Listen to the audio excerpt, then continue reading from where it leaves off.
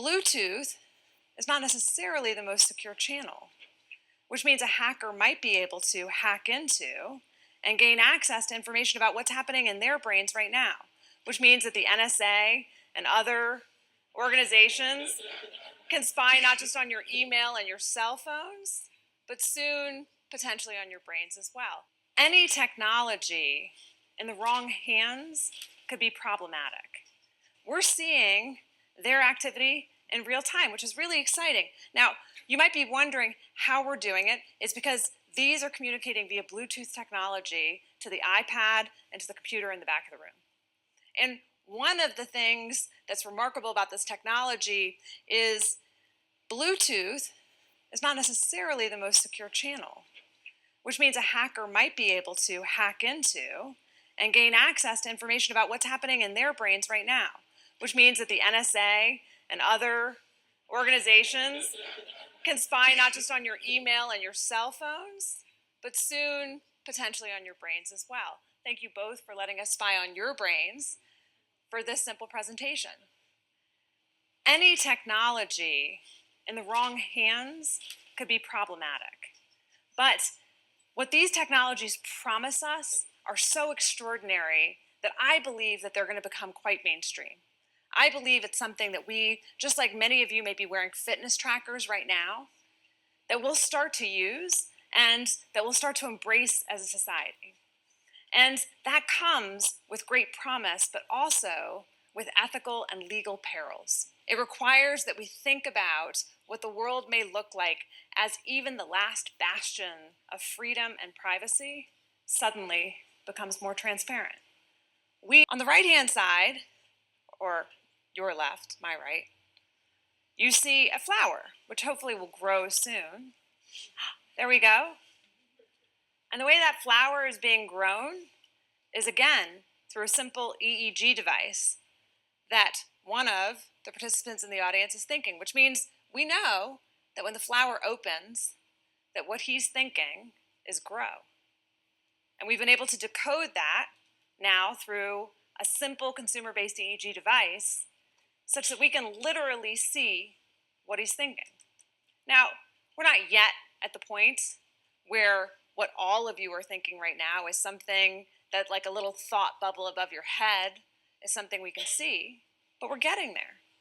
We're getting to the point where there is transparency of thought, of emotion, of feeling, and that has terrific promise. You heard our last speaker talk about brain health, the ability to have in your very own hands, in your very own home, the possibility of seeing your brain activity, decoding it, training it, is something you can do now today. And that has great promise, not just for health, but for self-access and self-knowledge, your ability to know your emotions, to get a better handle on them, to understand how you react in various situations, and to be able to change it. If you're Welcome to the Crypto Teacher. And you know I come back with that video just to make you think. Don't forget to like and subscribe to the channel. And make sure you join the Patrons. If you're not a part of the Patrons, make sure you're in the Cash App. And make sure, guys, you go to TikTok, like, and follow. And I will have the premium stock video out tomorrow. Just getting people prepared. Remember, I'm going to be talking about 401ks. So if you're not a part of the stock premium Patreon account, make sure you join. Now, guys, we have the World Economic Forum. I've been over this young lady plenty of times, but she's talking about the devices that can read the mind. And you know I've done plenty of videos on it.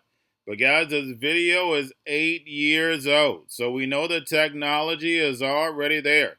And what does she say? This technology can be used for evil if it's in the wrong hands. It can be hacked. The alphabet boys can spy on you. When I tell you that there won't be no more crime, that's what I mean. If you see crime, you know who's behind it. And now we have Apple using iPods as hearing aids. Yes, guys, you heard that correct. Now, for the last 2 years, everyone's been saying you can spy using these iPods. So they already knew the capabilities. And Apple also has a patent where you can use these earpods to read brainwaves And you know I've done a video on that also. So the more people that get these earbuds, the more people where they don't even know that their brain waves are being read. And of course, if you can read the brain waves, you also can send signals. Remember, guys, the eyes and ears are the window to the soul. And remember, the crypto teacher told you. Now we have Samson Mao of Jan 3, and we know he was a big part of Blockstream. You guys know I used to do videos on him just about every single week. But he's saying that Bitcoin has a lot more room to run. But guys, we know we need utility, because the only thing that's going to happen is that all this money that's in the legacy market is going to go ahead and flow into this new digital economy, the fourth industrial revolution. The same way we saw all the money flowing out of these stocks that were a part of the legacy market flowed on in to the top 7 tech companies. Remember, guys, this is a plan.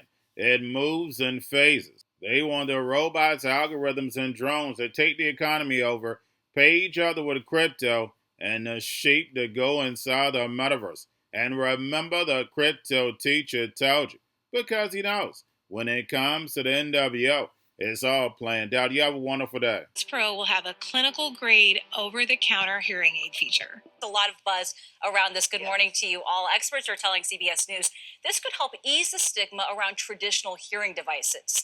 Yesterday, the FDA approved Apple's hearing aid feature, and it's software that will soon roll out on Apple's latest generation of wireless earbuds, the AirPods Pro 2, essentially turning them into over-the-counter hearing aids. The market's wrong. Bitcoin is massively undervalued right now. And again, reiterating what I'm saying, there is just so little Bitcoin out there. Every quarter, Tether is going to be buying Bitcoin. Every couple months, MicroStrategy is buying, Semler is buying, and we're going to see more and more of that. So you can see the tide already turning. But just like in The Big Short, the market takes time to realize what's happening. Stablecoin AUM, interest payments on debt. I think the US dollar and Bitcoin are very much linked together.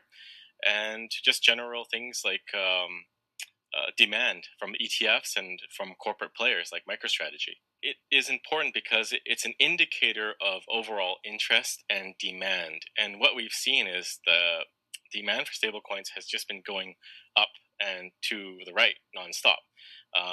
We're seeing more and more adoption, especially of USDT in global markets where they're quite dominant, and it's being used in LATAM and other markets as just digital dollars. They don't even call it a stablecoin. They don't call it Tether. They don't call it USDT. They just say digital dollar. So it's become ubiquitous, and I think that is a gateway into other assets like Bitcoin. So it's a good indicator of where Bitcoin is going, but it is going up all the time. And another parallel to that is Bitcoin hash rate. That's another indicator I think that is very important to watch. We're at 740 exahash now, which is all-time highs for Bitcoin hash rate. That's the power that's supporting the Bitcoin network. And that is a really good indicator of where things are going in terms of price, because usually it's a leading indicator and it dictates where price is going. And all-time high for hash rate usually will lead to an all-time high in price. And it's even more interesting to watch at this time because as the price is somewhat depressed, we're not at the all-time high for price. We're still seeing hash rate coming online, which indicates a very strong vote of confidence from entities that are mining, either corporate or nation state, that they're expecting Bitcoin prices to balance out the cost to produce Bitcoin through mining with the market price of Bitcoin. Well, it's a very interesting thing because MicroStrategy usually pre-announces their contribution to Bitcoin demand. Like, we know that they're going to buy $2 billion worth of Bitcoin. And I guess credit also should go to Mara. They also pre-announced their buy. But I think that is a large spike in demand that we should be watching out for. And this is really why I believe the markets are irrational right now. You have a lot of fear permeating the market and in sentiment of investors and traders, I guess, that Bitcoin's price is going to go down for a number of reasons. But this is predicated on potential selling or macroeconomic factors. But it seems to be that they put very little weight into these obvious spikes in demand that are pre-announced well in advance. But speculation on potential selling and even a little bit of selling, like from Mt.Gox, can cause the market to be very jittery. But they just completely disregard this beacon of demand that is broadcasted out there from companies like MicroStrategy. Going to a different economy, and we're going to be learning more about that as we go. But clearly, we're learning that things can be done from remote locations. We're learning that technology can replace people even more than we thought. We're not going back to the same economy. We're recovering, but to a different economy, and it'll be one that is more leveraged to technology. And I worry that that is going to make it even more difficult than it was for many workers. In Silicon Valley, and my friends who work in technology know that what we did to the manufacturing workers, we are now going to do to the retail workers, the call center workers, the fast food workers, the truck drivers, and then even bookkeepers, accountants, insurance agents, lawyers, and on through the economy. So what happened to the manufacturing workers is a very clear sign. And so we'll import Chinese-based CBDC technology. So it's going to be CBDC in a box provided to you by the People's Bank of China. But every stock, every bond, every currency, every commodity, every piece of art, every private business, every piece of real estate will eventually be a token on a blockchain, an entry on a ledger, permanent and immutable. We will have truth instead of trust, and we will save over $7 trillion a year. 6 to 8% of global GDP is wasted by the friction of the trust industry that's necessary when you have dual entry accounting. With triple entry accounting, which is what a blockchain is, we get rid of all of that friction. It's a beautiful future. Like what you see in China and their social credit scoring systems, right? If we get identity wrong, it could be a tool to enslave humanity. And if we get it right, it could be a tool to liberate humanity. And as an American, I'm obviously rooting for the one that's on the side of freedom. Bitcoin is an international asset. And also, I do believe the role of crypto is, it's digitizing gold. I actually believe this technology is going to be very important. Look at it. We have been part of a huge revolution in investing through ETFs. We believe that ETFs will be changing the whole way we invest. Many people still use it as a means, people are investing it for indexing. No, the majority of people who are putting money in in ETFs are active investors that are buying exposure. The entire bond market is being transformed as we talk right now. I believe the next generation for markets, the next generation for securities will be tokenization of securities. And if we could have that distributed ledger that we know every beneficial owner, every beneficial seller, we all have our code of who's buying, who's selling, instantaneous settlement. And think about it, it changes the whole ecosystem. Chinese bank ICBC has been hit by a ransomware attack, and the U.S. Treasury market, as a result of that, has been disrupted. This, according to the Financial Times. We're getting it more right now with Bloomberg's Sonali Basak. Sonali, what do we know? Listen, we have the Financial Times now reporting that ICBC, one of China's largest banks here, was hit with a ransomware attack. And remember, they're a very significant intermediary in the Treasury market. The SIFMA has told its members that this has been part of the reason here that the system is kind of clogged up, if you will, during that auction that we saw a little bit before. The attack had prevented ICBC, according to the Financial Times, from settling Treasury trades on behalf of other market participants. A large executive at a major bank also telling the paper that such a large party on the fixed income clearing corp creates major concerns, potentially impacting the liquidity of Treasury markets. Now, it was not just a poor auction. It was absolutely lousy, and when the dealers have to step in to save a treasury auction, that's a rare occurrence. And Cryptoteacher and the New World Order book, plus the 3 Kids books, It's Time to Re-Educate. Also, new to cryptos, Coinbase, Bitrue, Binance. Do not forget book links and crypto links are in the description. The stock channel, guys. Don't forget to go like, subscribe, spread everywhere. You have your Kobo, your chip stocks, your banking, your gaming. While everybody's sitting at home, get on stocks, the Seaver, the biotech stocks. And while everybody's at home wishing they were still getting that free money, what are they doing? drinking and smoking weed. Don't forget about those stocks, and you have a wonderful day. The most powerful person in the world is the storyteller. The storyteller sets the vision, values, and agenda of an entire generation to come. Steve Jobs. And guys, you know I truly believe in this. When you look at the New World Order, they're the storytellers. And that's the reason why I wrote my New World Order book. But guys, now it's time to change the current generation. And I wrote 3 kids' books. You know, I love the Trinity because I understand the power that's in it. So I have 3 books. We have an opportunity to change the generation, to educate, not just me, but I want to show you that I take action on a daily basis. And I want you to take action on a daily basis.